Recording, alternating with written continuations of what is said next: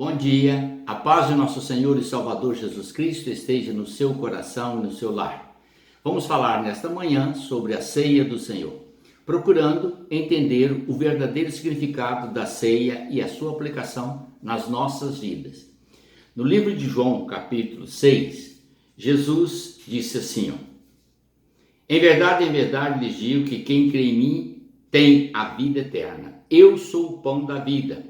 Os pais de vocês comeram maná no deserto e morreram. Este é o pão que desceu do céu, para que todo o que dele comer não pereça. Eu sou o pão vivo que desceu do céu. Se alguém comer deste pão, viverá eternamente. Esta expressão do Senhor Jesus Cristo é a apresentação da ceia do Senhor. Então daqui surgiu o sentimento, o pensamento e o entendimento primário do que é a ceia. Jesus se apresenta como o pão que traria a unidade de todo aquele que nele crê para se tornarem filhos de Deus, sendo que todos deveriam comer deste pão. Então ele se tornou o pão que veio do céu, dado por Deus, para que ao comermos de todo o conteúdo dos ensinamentos que ele trouxe, obtivéssemos através desses ensinamentos o pleno conhecimento da vontade do Pai e assim nos tornássemos filhos de Deus pela fé no sacrifício dele. Por isso que ele colocou, eu sou o pão que desceu do céu. Observe bem que nós vamos agora para Lucas capítulo 22, o verso 19, que nós temos uma expressão que eu gostaria de compartilhar com todos vocês. Lucas 22, o verso 19. Então está aqui.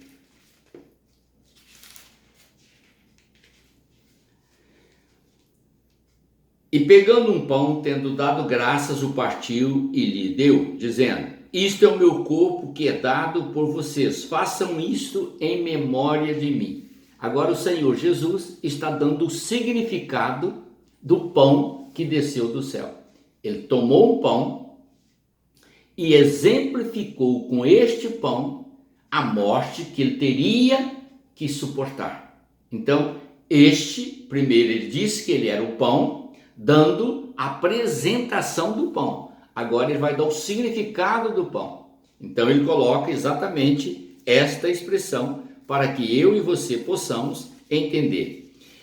Este é o meu corpo que é dado por vocês, faça isso em memória de mim. Em seguida, ele também diz, este cálice é a nova aliança no meu sangue derramado por vocês. Então, olhe bem, quando ele fala do pão, ele está dizendo assim, é através deste pão que vocês vão encontrar a unidade da fé na minha pessoa e assim obterão a força necessária para se tornarem filhos de Deus aprovados por Ele. Da mesma maneira, vocês encontrarão no derramamento do meu sangue, que foi simbolizado ou representado pelo cálice, vocês vão encontrar a purificação dos pecados. Porque ao derramar o sangue dele, que é justo, puro e perfeito, foi agradável a Deus e assim todos nós fomos purificados, todos nós que cremos no seu sacrifício, fomos purificados através do seu sangue. Então, Lucas 22, 19 está falando sobre o significado da ceia, né? E ele diz, fazer isso em memória. Agora, olhe bem. Num local ele diz comer do pão, mostrando que seria literário. Agora ele está dizendo fazer em memória, já está transferindo para o significado expressivo da ceia. E depois ele vai anunciar o propósito em 1 Coríntios capítulo 11, o verso 26. Exatamente para lá que nós estamos indo. Então vamos acompanhar agora 1 Coríntios 11, o verso 6. Onde está registrada essa escritura. Preste atenção. Portanto, 1 Coríntios 11.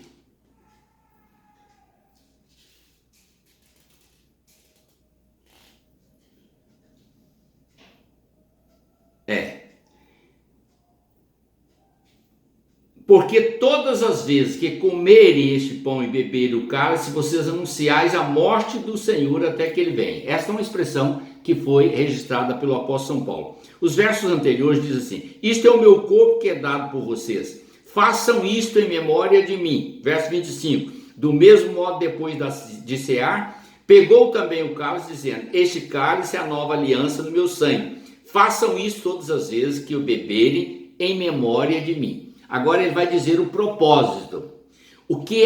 Qual é o propósito quando você vai ao templo, assenta junto com seus irmãos na igreja e logo em seguida você pega os dois elementos, o pão e o vinho, você vai tomar isso em memória do sacrifício de Cristo.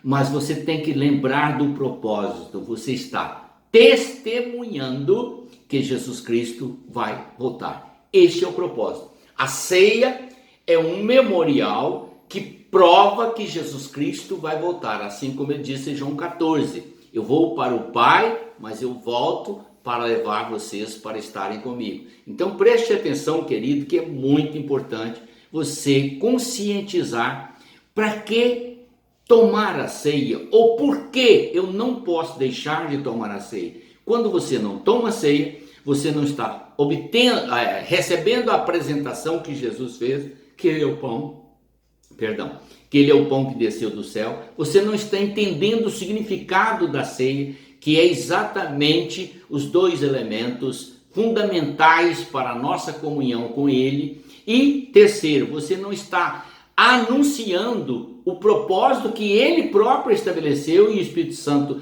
também dando à igreja exatamente esta visão de que nós temos que estar nesta comunhão.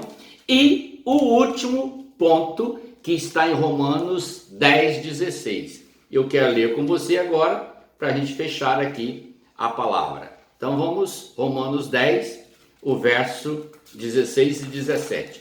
Diz assim, ó.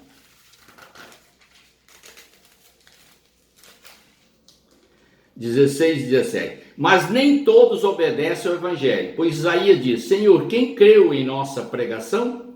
E assim a fé vem pelo ouvir e ouvir a palavra de Cristo. Mas pergunto, será que eles não viram? Claro que sim. A voz deles se espalhou por toda a terra e as palavras deles alcançaram os confins da terra.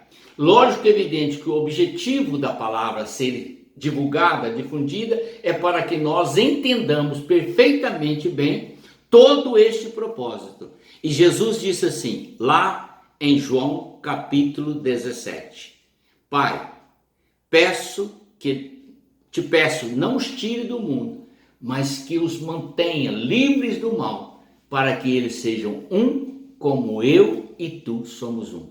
Agora eu te pergunto, como que você vai ter comunhão com Deus e comunhão com seus irmãos se você não obedecer este ensinamento? O propósito da ceia é mostrar que Deus trouxe Jesus e esse Jesus tornou-se o significado da minha vida e da sua vida para anunciar que ele veio, foi para o céu e vai voltar para nos levar. Enquanto isso, nós que somos salvos e remidos pelo sangue de Cristo, devemos viver em comunhão uns com os outros no seio da igreja. Amém? Oremos. Em nome do Senhor Jesus, ó Pai, eu te agradeço por esta palavra e peço que ela seja aplicada a todos os corações, hoje e para todo sempre. Amém.